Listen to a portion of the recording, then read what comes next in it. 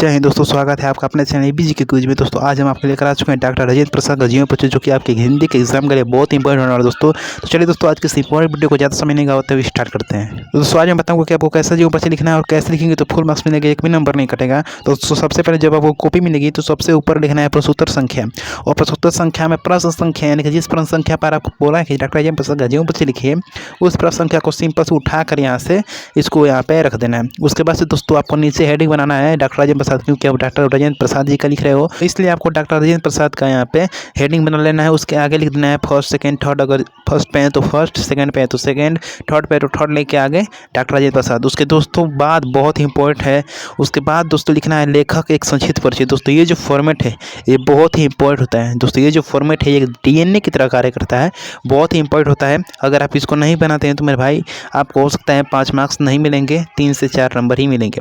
दोस्तों अगर आप इसको बना देते हैं तो मेरे भाई 5 मार्क्स मिलने के 100% चांसेस हो जाते हैं। दोस्तों इसमें क्या लिखना होता है, तो अगर ये लेखक है, ये जो आप जिसका लिख रहे हो ये लेखक है, तो आप लिखोगे लेखक एक संक्षिप्त परिचय, क्योंकि आप एक संक्षिप्त परिचय लिखोगे एक बक्से में। उसके बाद से दोस्तों उसमें लिखना होगा आपको जन्म, फिर जन्म स्थान, फिर पिता का नाम लिखो, माता का नाम, सम्मानित यानी कि किस चीज़ से सम्मानित किए गए थे, और मृत्यु उनकी लिख दो लास्ट में, क्योंकि मृत्यु लास्ट में होती है तो मृत्यु लास्ट में आपको लिखना है।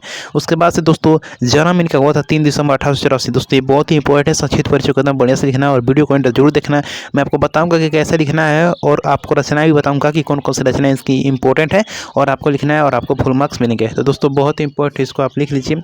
उसके बाद से 3 दिसंबर 1884 का जन्म हुआ था, जन्म स्थान था जीरादोई बिहार में जो पड़ता है। पिता का नाम महादेव सहाय था और माता इनकी थी कमलेश्वरी देवी। दोस्तों इसके बाद से सम्मानित हुए थे आपके भारत रत्न द्वारा, और मृत्यु इनकी हो गई थी 18 फरवरी 1963 ईस्वी में। दोस्तों ये जो है बहुत इंपॉर्टेंट है, आपका एक संक्षिप्त परिचय बहुत इंपॉर्टेंट है आपके एग्जाम के लिए। और दोस्तों उसके बाद सबसे इंपॉर्टेंट संक्षिप्त परिचय। जी हाँ दोस्तों, संक्षिप्त परिचय बहुत ही इंपॉर्टेंट होता है। तो संक्षिप्त परिचय हो गया, उसके बाद आपको लिखना है जीवन परिचय। और जीवन परिचय मेरे भाई आपको हेडिंग बनाना है ब्लैक पेन से, एकदम मोटा एकदम ब्लैक पेन से बनाना है। उसके बाद दोस्तों उसमें लिखना है आपको डॉक्टर राजेंद्र प्रसाद का जीवन परिचय। उसमें लिखना है देश रत्न द्वारा सम्मानित डॉक्टर राजेंद्र प्रसाद जी का जन्म 3 दिसंबर 1884 ईस्वी को होता है। इसी के माध्यम से आपको ये भी लिखना है DNA इसका इसमें मिलना चाहिए, इसका DNA इसमें मिलना चाहिए, तभी आपको नंबर मिलेगा, अन्यथा आपको नंबर नहीं मिलेगा।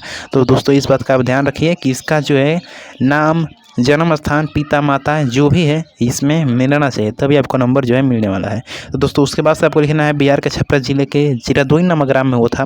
कलकत्ता विश्वविद्यालय से इन्होंने MA की परीक्षा पास की। डॉक्टर राजेंद्र प्रसाद जो कि बहुत ही मेधावी छात्र थे, यानी कि मेधावी का मतलब होता है बहुत तेज थे, तेज तड़ाक थे, इंटेलिजेंट थे। उसके बाद से दोस्तों सभी परीक्षाओं में इन्होंने प्रथम स्थान प्राप्त किया था। मुजफ्फरपुर जो कि बिहार में पड़ता है, एक कॉलेज में कुछ दिन अध्यापन करने के पश्चात सन 1911 से 1920 तक राजेंद्र बाबू ने क्रमशः कलकत्ता तथा पटना हाईकोर्ट में वकालत की, परंतु गांधी जी के आदर्शों, सिद्धांतों तथा आंदोलनों से प्रभावित होकर सन 1920 ईस्वी में इसके बाद आगे का जो है वो सेकेंड पेज पे है, इन्होंने वकालत छोड़ दी और पूर्ण देश सेवा के कार्य में लग गए। भारतीय राष्ट्रीय कांग्रेस के ये 3 बार सभापति भी रहे। डॉक्टर राजेंद्र बाबू 1946 से 1947 में भारत के पहले मंत्रिमंडल में कृषि एवं खाद्य मंत्री रहे।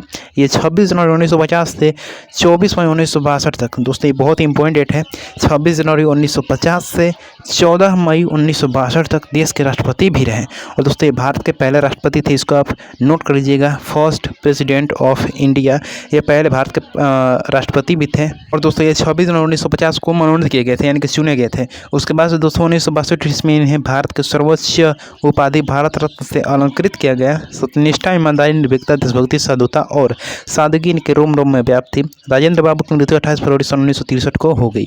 उसके बाद दोस्तों ये लिखने के बाद सबसे इंपॉर्टेंट है आपको प्रमुख रचनाएं, क्योंकि अगर आप ये सब लिखते हो और प्रमुख रचनाएं छोड़ देते हैं तो भाई नंबर नहीं मिलेगा, कटेगा नंबर। इसलिए आपको प्रमुख रचनाएं लिखना है, और उसमें दोस्तों आपको बोलेगा कि 2 रचनाएं आप लिखिए। आपको 2 रचनाएं सिंपल से लिख देना है। कौन कौन सी रचनाएं लिखनी है, तो आप लिख सकते हैं शिक्षा और संस्कृति और मेरी यूरोप यात्रा, बहुत ही फेमस है और बहुत ही इंपॉर्टेंट रचनाएं हैं, इसको आप लिख सकते हो और इसको याद कर लीजिए, बहुत ही इंपॉर्टेंट आपके MCQ के लिए।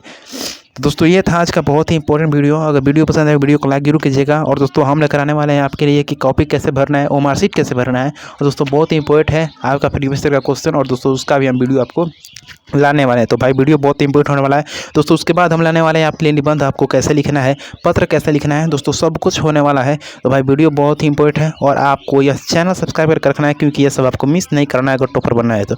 चलिए दोस्तों मिलते हैं आपसे नेक्स्ट वीडियो में, तब तक के लिए जय हिंद, जय भीम, जय भारत।